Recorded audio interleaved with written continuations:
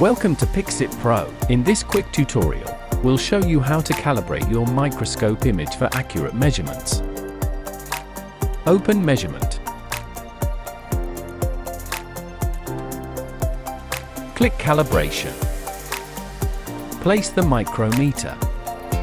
Place a stage micrometer under the microscope and select a known distance, for example, 1000 micrometers. The calibration window will automatically display the corresponding pixel value for that distance. Enter name and length. In the calibration window, enter a name, for example, 10x, and the actual length, 1000 micrometers. Then click Confirm to save the calibration. Verify the calibration. In the calibration list, select 10x and select Tool to measure a 600 micrometers distance.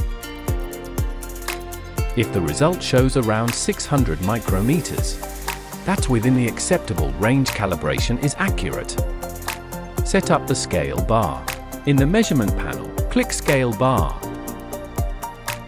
Use the default length or enter a custom value, for example, 50 micrometers. You can adjust its color, line width, font size, or move it freely on the image. That's it. Thank you for watching.